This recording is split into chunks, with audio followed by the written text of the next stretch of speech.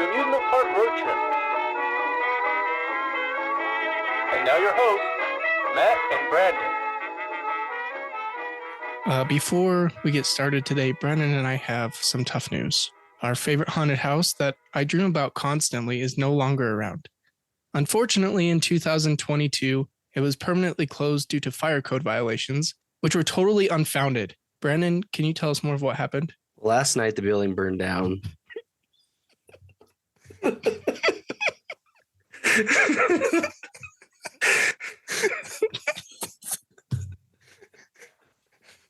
Sorry we had to share this news with you. We're sorry, everybody else is also mourning this loss, but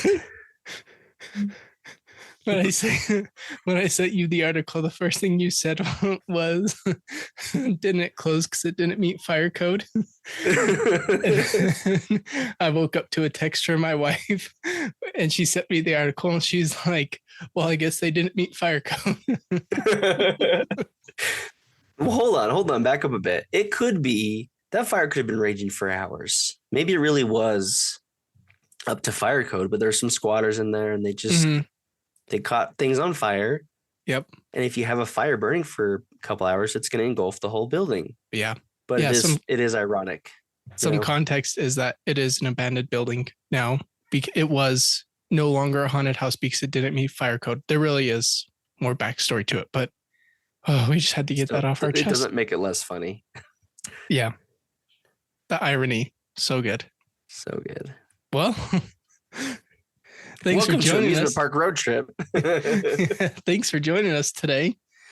Today's a big. Should we keep the haunted house or should we burn it down for insurance money? I know, that's exactly what came to mind. But today is an exciting day. Today we're talking about Kennywood, a pretty well-known amusement park in West Mifflin, Pennsylvania, not too far from Pittsburgh. And Kennywood is an old amusement park. It opened May 30th, 1898. The chief engineer and designer was George S. Davidson, but there's a kind of a cool story about this park of what makes it unique. Before we get to that, it's owned by Palace Entertainment, a company based in Madrid, Spain, which I think Palace Entertainment is like their English name. There's another Spanish name, which I was hoping I could rely on you to pronounce, and it's somewhere in the show notes later. Kennywood has 45 attractions and 8 roller coasters, which we will only talk about one of those 8 because there's so many other things. And before we get started, this might be a longer episode, so Brandon and I will do our very best to keep the tangents to a minimum. Matt stay on topic. To do his best to keep my tangents to a minimum. Yeah, you got the hint. Are you picking up what I'm putting down? Sure am. All right, let's jump into the history here. So this land started out as a tree-filled farm that was owned by Anthony Kenny. What an honor to be Anthony Kenny and your legacy to live on for hundreds of years. Well, okay, it's only been 100 and plus some change. But that land owned by Anthony Kenny was leased by Andrew Mellon.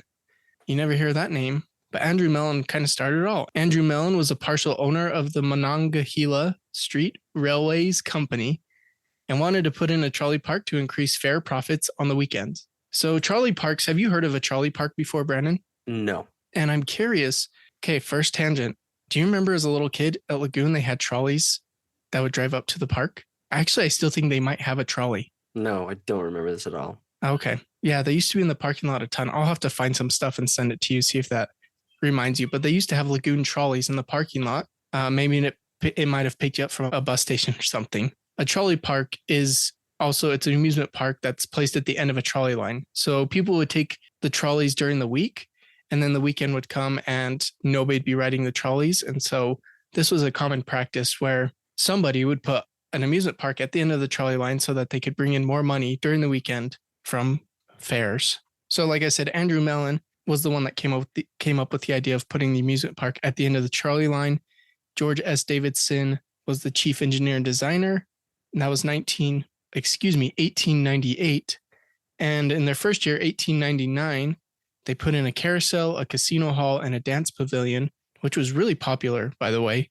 I guess that was the thing to do in 1899. Big swing music. And so that place was hopping for sure. In 1901, we're not going to go through You mean to say the place was swinging? Oh, yeah, dude. Yeah, that place was swinging. Not hopping. Man, I'm an idiot Grief. sometimes. Why am I so dumb? Why are you so dumb? Yeah. Don't worry, we're not going to go year by year. But in 1901, Old Mill was added to the park. So when I first heard of Kennywood, and I think it was from podcast The Ride, all I remember about ever hearing anything about Kennywood was the Tunnel of Love. Does that ring a bell for you at all? Well, we talked about a Tunnel of Love in the last episode, didn't we? Yeah. Or one of our recent episodes. I remember talking about it. So Tunnel of Love is just kind of a catch-all, isn't it? But this one's very specific. It's themed to be a Tunnel of Love. Well, here's the thing, is that they have a plaque on front of the ride because it's a historical landmark opening in 1901, and it's still there. And at the bottom of the plaque, it says, this tunnel or this attraction has had many names and many themes, but has never been named Tunnel of Love. And everybody calls it that, basically. So that's what I remember about Kennywood, is that they have a Tunnel of Love. No bushes of love. No bushes of love. They do have aliens in bushes, which was weird, but no bushes of love. Aliens in bushes. Yeah, it was strange. We'll come back to Old Mill. So after less than a decade, the trolley company didn't want to manage the park anymore. So Andrew S. McSwiggan, I love these names. They seem fake. Andrew S. McSwiggan. Mr. Peabody. Oh, yeah. Mr. Peabody, along with partners Frederick W. Henninger and A.F. Megan, leased and operated the park as Kennywood Park Limited beginning in 1906. So that would be 7 years, which is less than a decade. That's correct. I'm good at math. Good job. Thank you. We're jumping to the 50s now, starting September 15th, 1958. The park was no longer served by trolleys and was added to a normal bus route. Womp womp. These next 3 dates are pretty cool, I think, for the park. On October 9th, 1960, Kennywood was designated a U.S. National Register Landmark District. And then on February 27th, 1987, so 27 years later, Kennywood was placed in the U.S. National Register of Historic Places. And then on August 5th, 1992, that's a great year, Kennywood was designated as a Pennsylvania State Historical Marker. So this is a historical place. It's still going. And I love that kind of history. So, and there is a lot of history. Obviously, we didn't even scratch the surface. We just gave a few dates. And here's the last date for you. On December 12th, 2007, Kennywood Entertainment announced they would be selling the park to, can you read that? Can you do a good Spanish accent for that word there, Brandon? Parques Reunidos. What does that mean? Park? Reunited Parks. Reunited Parks. I should be able to figure that out. Parques Reunidos. That's really good. Thank See, you. I keep you around for specific things. See, people say I have no useful skills. Despite what your wife tells me, I don't think you're completely useless, Brandon. All right. Anyway, this company based in Madrid, Spain, which I think is the same as Palace Entertainment, but I wasn't sure. I wasn't very clear on that. Anyway. Why Spain? That's a good question. I should check to see if we have any listeners in Spain. My guess is no. That's all for the history. Like I said, we didn't cover much history at all, but some of the important dates. We've got some fun facts for you. The first fun fact, which kind of made me laugh because it's so vague. There's no years associated with it all. It just says, for the past several years, Kennywood has been rated the favorite dark attraction park by Dark Ride and Funhouse enthusiasts, or DAFE, D-A-F-E. So I love when very vague statements like that are made. It's like when you go to haunted houses and almost every haunted house is like rated the scariest haunted house in the U.S. You know what Dead City's rated? It's the hottest haunted house on earth. That's true. It's Disputing true. that. So I want to email the owner so bad. And that's so funny. The hottest haunted, that is true. Dead City Haunted House is the hottest haunted house in the country right now. This is fun. I love when theme parks have, or amusement parks have, characters, mascots. That's the word I was trying to think of. Kennywood has many famous characters, including Cowboy Joe, which you can swap yarn with. Does that mean you're telling stories? Yarn is stories, swapping yarn? Have you ever heard that? What that means. I've never heard that before. No, I've never heard that before. Laughing Sal, which is nightmare fuel. Do you know what Laughing Sal is? Oh, yes. Yeah. I know Laughing Sal. Yeah, that's Nightmare freaking. fuel indeed. Yeah. And Kenny Kangaroo, which is, I think, like their mascot. And also in the park, they have a golden statue of George Washington. And then the Kennywood logo is a sign, like an arrow, and it says Kennywood in the arrow. There is a dressed mascot that walks around that is a giant arrow, and it says Kennywood. And this was another funny thing that I came across. I don't know if it's still there today, but in the men's bathroom, there would be a sign pointing down, like the arrow pointing down. It says, "Is Kennywood open?" And it's referring to your zipper. Is your zipper open? So I don't know if that's... I've never referred to it as my Kennywood. Neither have I. But now on, we have a secret code. If your zipper down or my zipper's down, you could say, "Hey, is Kennywood open?" And then just give me a big wink and I'll know what you're talking about. Give me a bit of wink. Here's another fun fact. And this story was kind of long. So I'm just quoting here the story. I didn't write this myself. Kennywood employs weapons certified security officers that have the ability to make arrests and that are supported by the district's local police force, which is pretty crazy.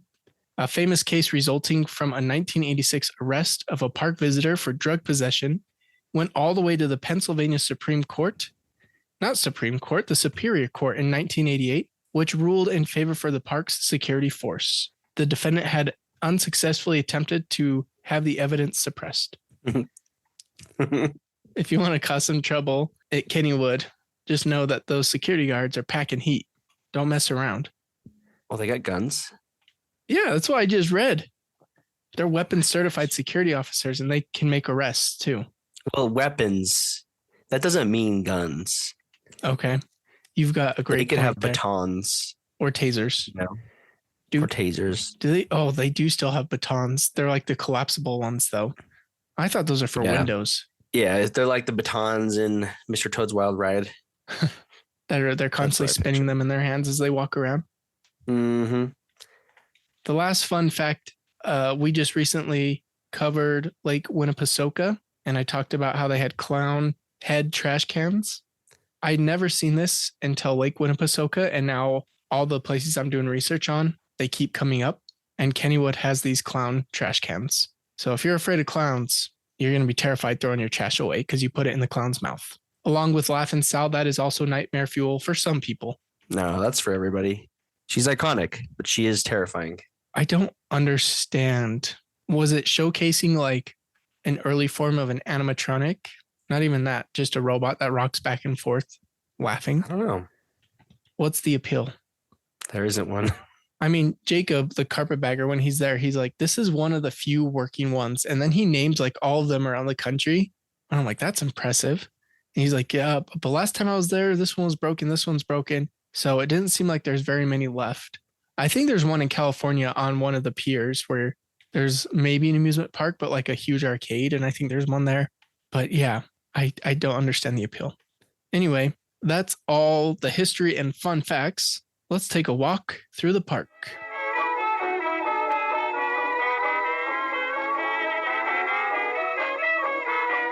All right, so we're just covering a few of the standout attractions. Like I said, there's 8 roller coasters, but we're only going to talk about one. We're mostly talking about dark rides and a huge revelation, and which will reveal why I chose to do this episode so soon. Well, we're going to start out with Old Mill, as mentioned in the history, opening in 1901, and it's a boat ride through a long tunnel. That's why it's known as the Tunnel of Love, which a long, dark tunnel. I imagine when they opened it in 1901, they probably had security sitting inside of the tunnel. Actually, they probably didn't have any security at all. But now when you go on it, I'm pretty sure at the beginning, it's intentional that they have the security cameras to the side. So when your boat goes by, you can see that the whole thing is under surveillance. Smart. But it leads me to believe. What other names has it been called over the years? Conception Tunnel, the Tunnel of the Conception. Yeah. Dude, how many kids do you think have been conceived on this ride? Because it's a long tunnel. The Legend of the Lost Virginity.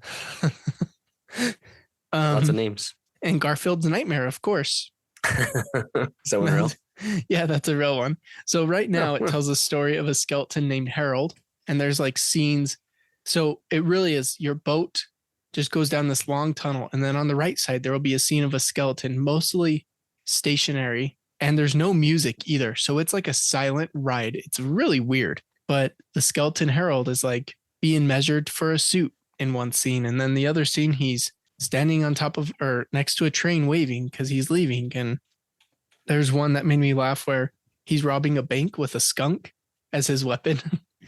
It's an interesting ride and a lot of people love it. But before it was back to Harold, like I said, it's gone through different stories and stuff. It was Garfield's nightmare and people did not like that change. I don't think it lasted long and people probably hate Garfield because of it. So the new Garfield movie coming out, I'm sure people from Kennywood that are visitors of Kennywood will go on strike because of the trauma that was brought to them by Garfield's nightmare. Probably. And I think that's it for the old mill. So yeah, interesting ride. Like I said, it's silent. It's really weird. There's not like music between these because between each scene is the tunnel, but it's just dark. There's no scene going on and there's no music playing. So you're just in a boat going down. And yes, I'm sure there are people that have been conceived. I'm sure you don't have to do much digging online to find stories about children conceived on this ride. The next ride we're going to talk about is Steel Curtain. This is the one roller coaster we're talking about. This is an S&S Steel looping coaster, and it's themed to the Pittsburgh Steelers, which is an NFL team if you're not familiar. That's fun. It's pretty cool. So it's black and yellow. And then... Yeah. You know what it is? Oh, that song. Guess who wasn't black and yellow when they joined a league? Who? The Pittsburgh Penguins were not black and yellow. They were blue. And yellow? They were blue and like light blue, dark blue, and white. And it just said Pittsburgh across their chest, diagonally down. But yeah, the front cart, the cart is painted like a helmet, a Steelers helmet. So it has a line down the center. And then I believe there's a number on either side of that line, like number 10 or something, probably the number of the cart. So it's pretty cool. This is an incredible coaster, and I really would want to go ride this. It reaches speeds of 75 miles an hour. It has 9 inversions, which is the most in North America, and third on the Western Hemisphere. So it's a lot of inversions. It's really entertaining to watch. I'm sure it's more entertaining to ride, though. Probably. But listen to us talk about it, because you can't ride it right now. Well, Jacob, again, going back to the carpetbagger, he was there, and he's like, oh, look, it's not going again. And like made the statement that it seems to always be closed. So maybe if you do go when it's open, it's going to be closed anyway. The coaster is just as good as the football team. And when the football team's not performing well, neither does the coaster. The coasters doesn't do well either. That's funny. It holds the record for the highest inversion at 197 feet, which is pretty high. That's high. So it looks like a lot of fun. I'd love to ride that roller coaster. And has the steepest lift hill. It feels like you're going practically straight up, like back parallel with the ground. Anyway, this next ride, I have to preface this a lot. This is why we're doing Kennywood. I am not a pervert. You are not a pervert. That's a great way to start out a ride. I'm not a pervert, but we need to do some backtracking a bit here. Growing up, okay, at our local park, we have a swinging pirate ship ride, which is common.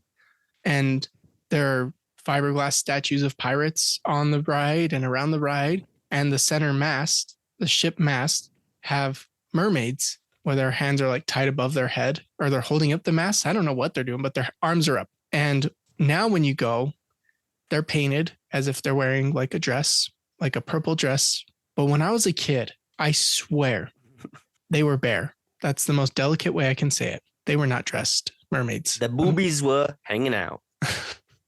That's not delicate at all. We're going for delicate, not pervert. Okay. Yeah. They were bare-chested.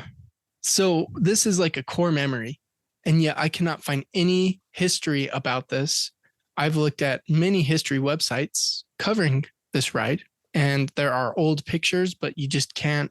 No matter how many times I tell my computer to enhance, you can't see if these mermaids were covered up or not. But this is like a core memory of when I was a little kid. And I've talked about this on for Matt. 2 other podcasts. I've brought this up multiple times. So this is a big deal to me. So one day I'm scrolling through YouTube. I see Kennywood, and I knew we were going to cover this park. but it's the ride Pirate. And I press play, and it is the same pirate ship. And those mermaids are bare. And I freaking lost my mind. I text Brandon. I'm like, dude, watch this right now. And I think you replied back in all caps. So he was yelling at me. I think from my memory, I'm sure we can go back and check the documents. But you said something like, those mermaids are bare or something like that. You knew exactly why I was sending it to you. Right. So all of that to say, I wanted to cover Pirate because this has completed a core memory from my childhood. And I figured I better include something actually about the ride if I'm going to bring it up. So in 2018, the braking system failed and the ship just kept swinging for about 15 minutes. And there's a funny news story about it. Well, not funny. It wasn't funny to them. It was scary to them, but nobody got hurt or anything like that. They just kept swinging. So You think any of them went on the ride again? that was like the whole news story is like, they're never going to ride this ride again. They've been traumatized. And this one kid wearing like a Kennywood hat, he's like, I'm never going to ride that ride again. He had some accent. It was pretty funny. I should send you the video. You should. Anyway, that's it for Pirate. And oh wait, you hear that? No, I don't. What is it? It's our carousel review.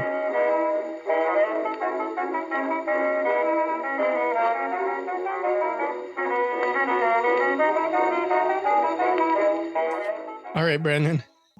Do you know what the name of this carousel is? Carousel? It's merry-go-round. No, what?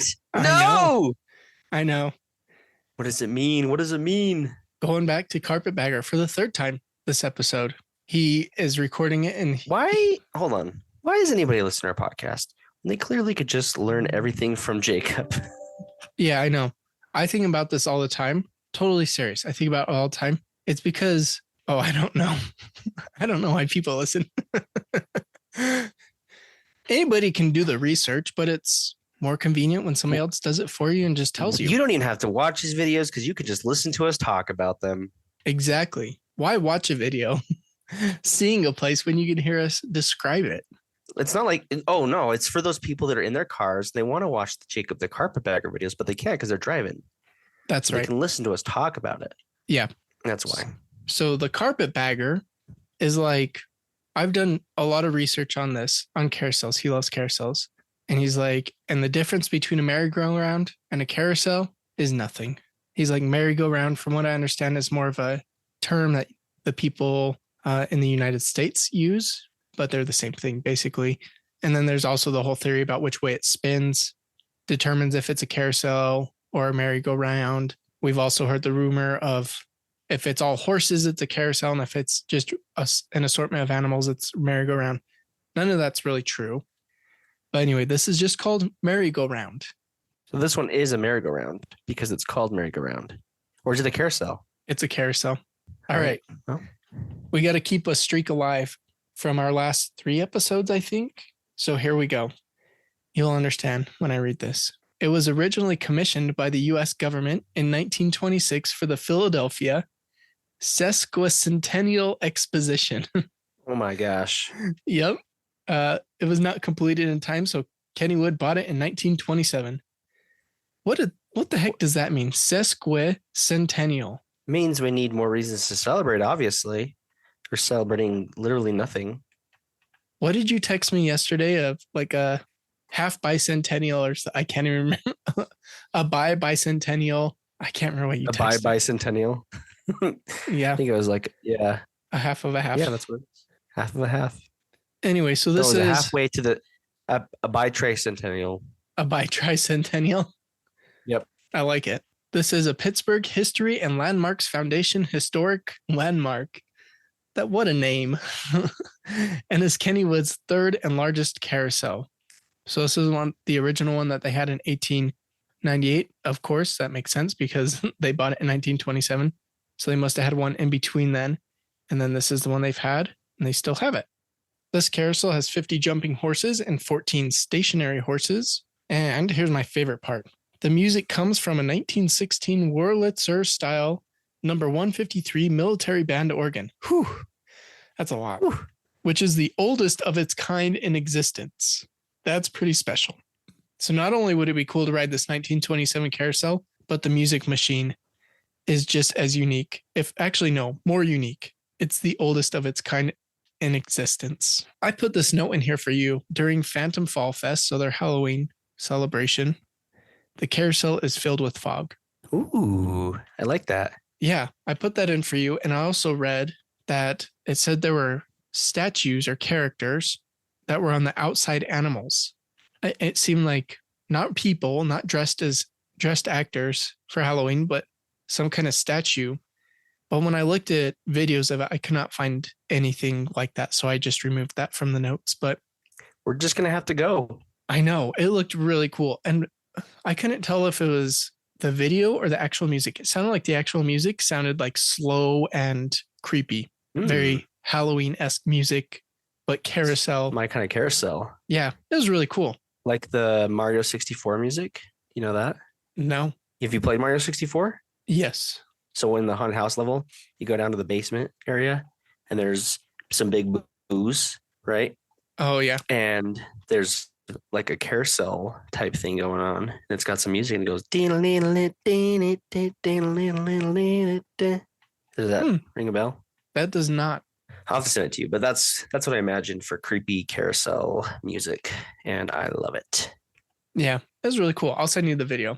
And All right, listener, you can just look that up on your own time. The next attraction we're going to talk about is a staple at Kennywood. It's an interesting attraction. It's a walkthrough attraction. And so I felt like I had to include it, but I don't have too much to talk about it. It's Noah's Ark. And you actually enter through a whale's mouth to get into this walkthrough attraction. Yeah. That is conflicting. That is two separate Bible stories. Yes, I know. That's all I was like, I don't understand. But when you walk through the whale's mouth, you're walking on the whale's tongue, of course, and the floor is spongy like a tongue. So that's interesting.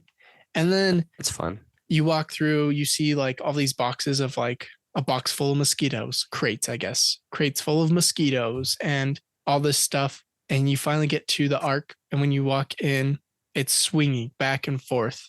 And it's like a funhouse style attraction. So pretty cool. I did learn something new from it, though. On the outside, it did have a fun fact about Noah's Ark, which I did not know. All the animals on Noah's Ark arrived in pairs, except worms. They arrived in apples.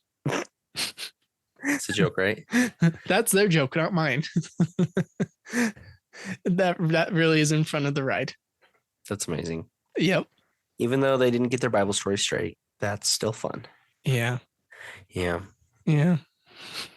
I think I saved the very best for last. And so yesterday when I texted you, I said, and you never responded. I said, there is an amazing dark ride. Do you want me to share it with you now, or do you want to be surprised? Yeah, I did not get a chance. I'm sorry. That's all right. What better way for you to experience it than for me to explain it to you?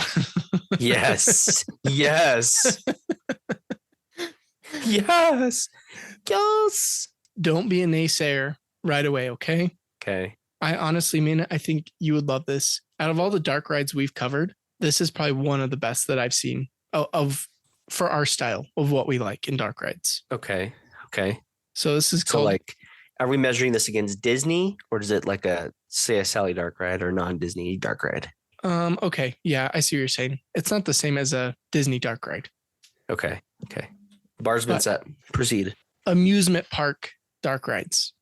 Of the ones we've covered. Okay. So this is Ghostwood Estate. It's a haunted house. Okay. And again, I'm going to quote this because the description of the ride was better than what I could say. Why redo it if it's already been done well? So here's what the description is. Riders entered the dilapidated estate through the study of Lord Kenneth Ghostwood, the owner of the manor. Suddenly, the ghostly image of Lord Ghostwood literally forces himself out of his portrait. He informs riders that following his death, his home became overrun with spirits, and how he requires the guests to help to drive them away so that he may regain his solitude. In return, he offers the guests who rids the most ghosts from his estate an invitation to spend eternity with him in the mansion. I like it. So this is a dark shooter ride. I'm sorry to say that. Oh, no. When you said Ghostwood Estates, I'm like, this sounds like a shooter. Yeah, but it's different. I'm telling you, this one's different. This one was designed by, I want to see if you recognize this name, Larry Kirchner. Yes. You remember what he's from? No. St. Louis, The Darkness, the haunted house we covered.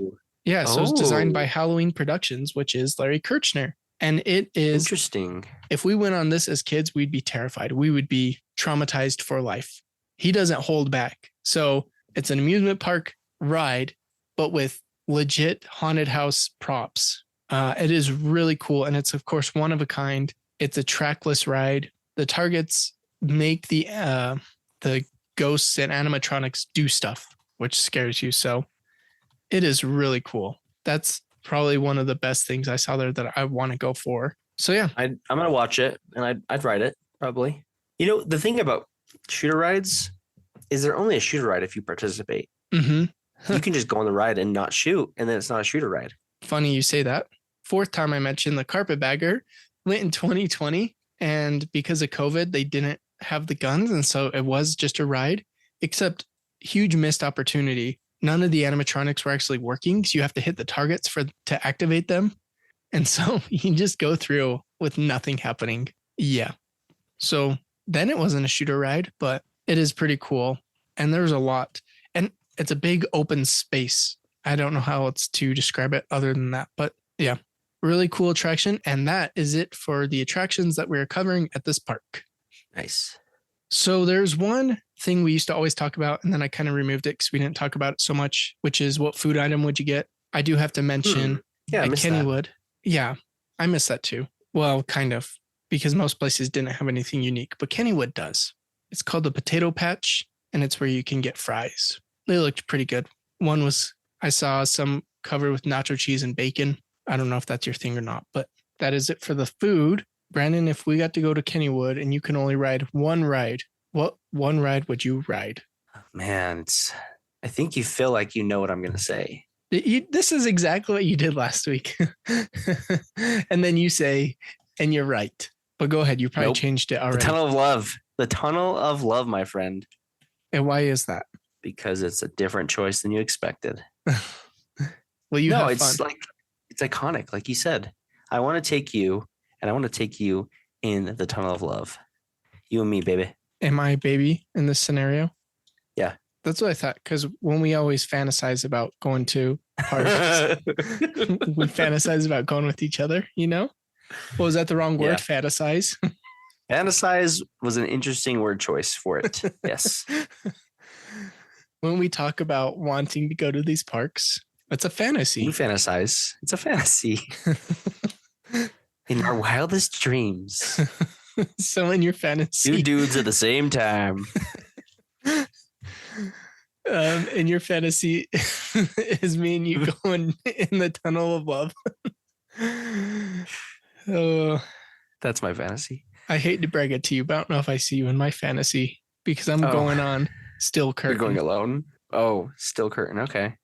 You would ride that with me though. Yeah. No, I mean, I'd ride any of the rides, honestly. There's probably not, when we go through these parks, there's not a lot of rides I wouldn't ride. Yeah. If I was at the park and I saw a roller coaster, like I say that I don't really like roller coasters. I still do love roller coasters. Don't get it wrong. Yeah. But the problem is I tend to favor the road less traveled. I care more about those other rides than I do about the roller coasters. But I still would 100% enjoy and go on a roller coaster. And it might even be my favorite ride. Right. And it's not that you're scared. It's that you get sick after. Which I do not even too. Not even that. Like I do get sick, but it's just that anybody can build a roller coaster. You know, it's the things that set an amusement park apart that I appreciate. Yeah, I know what you're saying. And a lot of times the uniqueness comes down to the dark rides at the park. Indeed it does. Man, I forgot to mention, we talked about fires today. There was a Bill Tracy dark ride here in Kennywood, and it burned down in the 60s or 70s or sometime around then. Anyway. Sad. I think I would ride Still Curtain, that roller coaster. I'd ride it with you. Yeah. Yes, you would, and we'd have a great time. But Ghostwood Estate, it looks awesome. It really looks so cool. So that one would be another fun one. I wonder if Ghostwood Estate smells like dust, you know? Ooh. I would definitely love to ride that ride, in all honesty. Love it. And especially if it had that smell. Oh, that smell, man. I think you probably turned me on to it. The Haunted Mansion scent from Magic Candle Company. I turned you on? What? No. Did you say I turned you on? You turned me on to the Tower of Terror scent from Magic Candle Company, which just smells like dust. It smells like the dusty Old hotel. Trying to think, not the waiting room, the lobby. Yeah, the lobby. That smell is so good. I'm curious if Kennywood went to our affiliated link in the description and got dust smelling scents for Ghostwood Estate. I bet. They're burning those candles on Ghostwood Estate. They have got them exclusively from Magic Candle Company. Using our link in the description. Using our affiliate link. That's the point I'm trying to get across. I get it. And also, definitely would not lead to another Fire of Dark ride. Open flames, you know? Yeah. Yeah. I have a confession I just thought of. Brandon, I bought a candle this week. That smells exactly like Soarin' Over California. And it was not from Magic Candle Company? No, it was from Target. What? Yeah. Coastal Bastard. Linen. It's a Target brand. Linen. Yeah, Target brand candle. It just has that. It has something. Reminds me of Soarin'. Anyway. So do we need a Target affiliate link now? No, because I just told you which candle to go get. Go ahead and tell them that Matt sent you when you're at the checkout. I love when people say that. All right. Well, I think it's time we can wrap this episode up, give our final thoughts. I think I know the answer to this, but would you really want to visit this park? Really would. I really, really would. I think this is it's definitely in the top 5 of parks that we've covered. Agreed.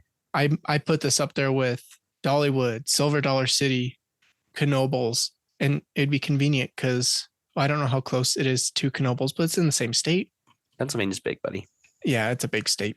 So, but yeah, I would put it up there. This park seems awesome to visit. And for the 5th or 6th, I've lost count. It is the carpetbagger's favorite amusement park, one of his very favorites. So, Jacob likes it. It's probably good. Yeah, he sees a lot of them. He travels the country and he sees them all. And this is one of his favorites. Does it have a waterfall in the park? I cannot find a waterfall exactly, but they do have this awesome water fountain and pool with fountains. And part of that pool is Shoot the Chutes ride called Pittsburgh Plunge.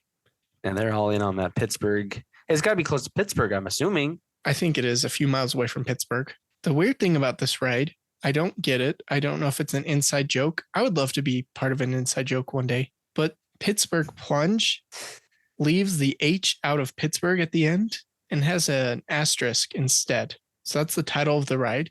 PITTSBURG asterisk. I don't get it, but I don't know. I don't know what to say. Yeah, I don't know what to do with my hands. I don't know what to do with your hands either, except if we're on the tunnel of love. Oh, let's end right there then. Any final thoughts? Well, I haven't said it this whole episode, so I may as well say it now. Matt, I'm ready to go. But when I say I'm ready to go and be done with this podcast. If you've been to Kennywood, let us know. Shoot us an email, amusementparkroadtrip@gmail.com. Check out our YouTube channel, Amusement Park Road Trip, where we have shorts every day. And when this episode comes out, we'll have Kennywood videos for the week. So, yeah, that's it. Brandon has things to do, so he's ready to go. I'm ready to go. Okay, see you next week. Bye now.